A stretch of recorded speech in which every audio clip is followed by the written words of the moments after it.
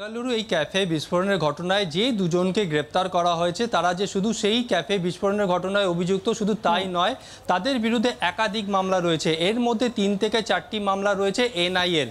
এমনটাই কিন্তু আজকে আদালতে এনআইএর যিনি পিপি পাবলিক প্রসিকিউটর তিনি এমনটাই জানান আদালতকে। শুধু তাই নয়, যেমনটা আদালতকে জানানো হয় যে আজকে ভোর 4:25 নাগাদ কাথির অর্থাৎ দীঘার যে সাব ডিভিশন সেখান থেকে এই দুজনকে গ্রেপ্তার করা হয় এবং বিভিন্ন ফোন কল এবং সিসিটিভির ফুটেজ ফোন কল ট্র্যাক করে তাদের হদিশ পাওয়া যায় এই অঞ্চলে, অর্থাৎ তারপরেই তাদেরকে গ্রেপ্তার করা হয়। তাদের কাছ থেকে উদ্ধার হয়েছে লিফলেট, ডায়েরি এবং বিভিন্ন ইলেকট্রনিক গ্যাজেটেড, অর্থাৎ প্রায় একাধিক জিনিসপত্র তাদের কাছ থেকে উদ্ধার হয়েছে, এটাও কিন্তু জানানো হয় আদালতকে।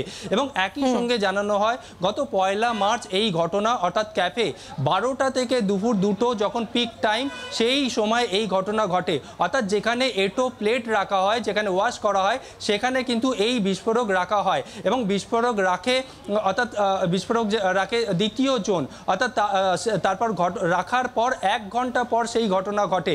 এই ঘটনায় মোট 9 জন আহত হয়। এই 9 জনের মধ্যে হোটেলের যারা স্টাফ ছিলেন এবং কিছু খদ্দের ছিলেন, অর্থাৎ কাস্টমার ছিলেন। অর্থাৎ এরপরে কিন্তু 3 দিন ট্রানজিট রিমান্ডের আবেদন জানানো হয় এনআইপিপির তরফে। আদালতের তরফে 3 দিনের ট্রানজিট রিমান্ডের অর্থাৎ অর্ডার দেওয়া হয়েছে। তবে তদন্তকারী কর্তারা মনে করছেন এই ঘটনায় শুধু এই দুজন নয়, এই ঘটনায় আরো অনেকে অভিযুক্ত রয়েছে।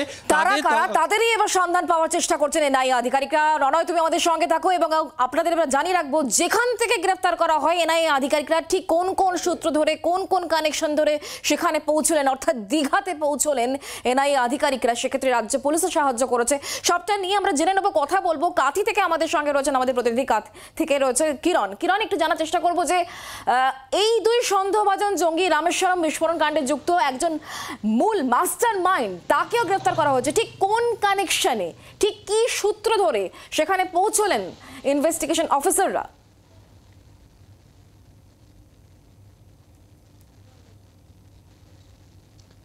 দেখো, আজকে পুলিশ সুপার প্রেস মিট করে পরিষ্কারভাবে জানিয়েছেন সবটাই তদন্তের বিষয়, তদন্ত এনআইএ করছে, এনআইএ সবটাই জানাবে।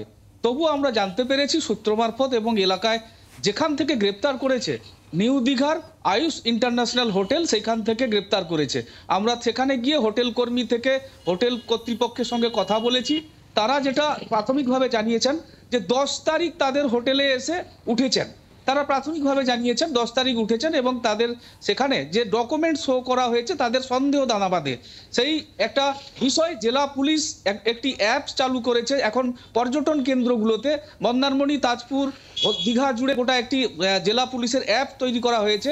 আগে যেমনটা ডকুমেন্টস দিলে তার জেরক্স কপি, ফটোকপি নিয়ে রেজিস্টারে নথিভুক্ত করা হতো, এখন কিন্তু সেটা করা হচ্ছে সঙ্গে সঙ্গে যে অ্যাপস চালু করা হয়েছে জেলা পুলিশের তরফ থেকে, সেই অ্যাপসে কিন্তু ডকুমেন্টসগুলো তুলে দেওয়া হচ্ছে।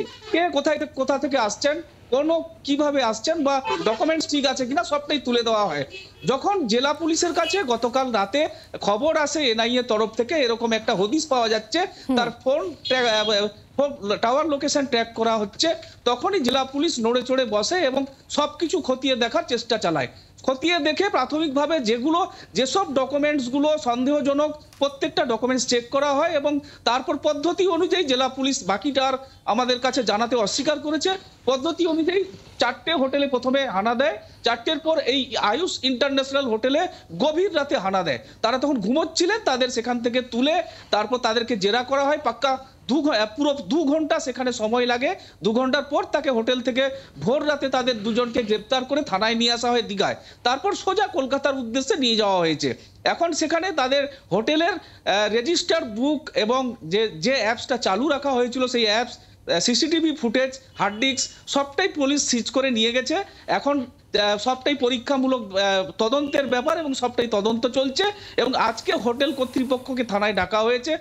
প্রাথমিকভাবে যেটা জানানো হয়েছিল সেই জানানো বাদেও আরও কিছু থাকতে পারে কিনা দীঘা থানার পুলিশ, জেলা পুলিশ তাদেরকে আবার নতুন করে রাজ্য পুলিশের মতো করে জেরা করছে। বাংলার আওয়াজ, বাঙালির আবেগ, জি 24 ঘন্টা।